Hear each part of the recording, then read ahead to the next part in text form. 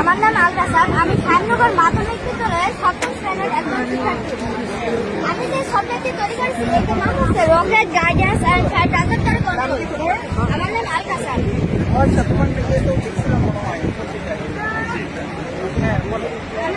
সাবজেক্টটি তৈরি করেছি এটার নাম হচ্ছে rocket guidance and trajectory control.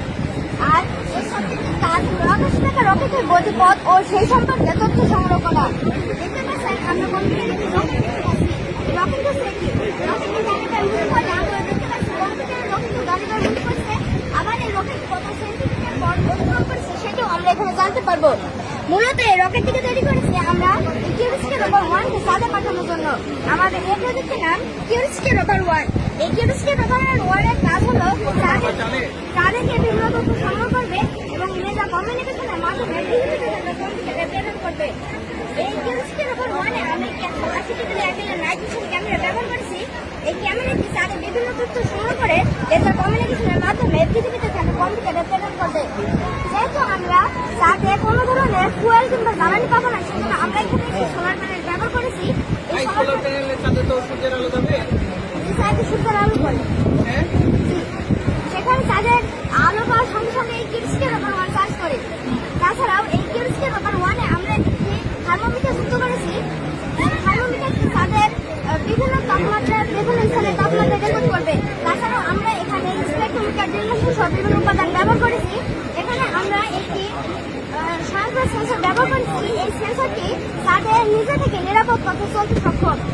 মূলত যেহেতু পৃথিবী এবং চাঁদের মাঝে কোনো বায়ুমণ্ডল নেই, তাই এখানে যেহেতু কমিউনিকেশন কোনোভাবে কাজ করবে না, সেজন্য আমাদেরকে এটা কমিউনিকেশন সিস্টেম ব্যবহার করতে হবে। যদি আমাদের এই রোভারটি চাঁদে 174 ডিগ্রি তাপমাত্রা রেকর্ড করেছে, 174 ডিগ্রি তাপমাত্রাকে পৃথিবীতে প্রেরণ করা সম্ভব নয়। আমরা জানি কম্পিউটার শুধুমাত্র বাইনারি সংখ্যা বোঝে, আর 174 হচ্ছে একটি দশমিক সংখ্যা। সেজন্য 174কে পৃথিবীতে সংখ্যাটিকে প্রেরণ করতে হলে 174কে বাইনারিতে রূপান্তর করতে হবে। যদি আমরা 174 সংখ্যাটি উপর্যুপরি 2 দিয়ে ভাগ করতে থাকি, তাহলে আমরা বাইনারি সংখ্যাটি পাবো 1010110। এই সংখ্যাটিকে তখন লেজারের মাধ্যমে পৃথিবীতে প্রেরণ করা হবে। দেখতে পাচ্ছেন এখানে আলোটি জ্বলছে এবং লিখছে।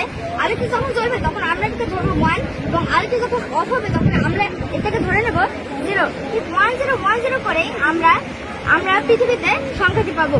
যেহেতু আমি রকেট সায়েন্স নিয়ে কাজ করছি, তাই একই প্রযুক্তি ব্যবহার করে আমি একটি রকেট সায়েন্স নিয়ে কাজ করার অর্থ একদিন আমি কোরআন পাঠ করছিলাম। সেই সময় আমি একটি আয়াতের অর্থটা বুঝতে পারি যে আল্লাহ তাআলা কোরআনে বলেছেন যে আমি যেমন সাত আসমান সৃষ্টি করেছি, তেমনি অনুরূপ সংখ্যক পৃথিবী সেখানে নাজিল হয় আল্লাহর বিধান।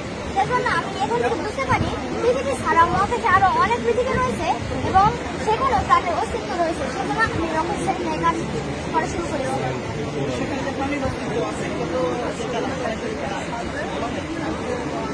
যেমন বলা হয়েছে সাত আসমান সৃষ্টি করেছে, অনুরূপ সংখ্যক পৃথিবীও তৈরি করেছে, সেখানেও আল্লাহর বিধান নাজিল হয়, মানে সেখানেও আল্লাহর আইন প্রচলিত আছে।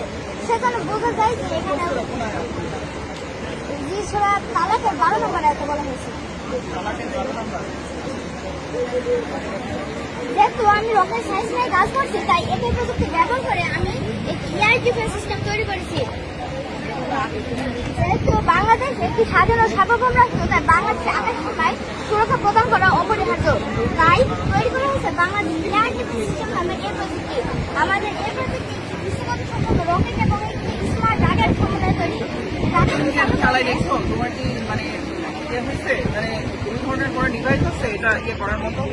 এটা ডিটেক্ট করার মতো এখানে ডিভাইস ব্যবহার করা হয়েছে। আপনাকে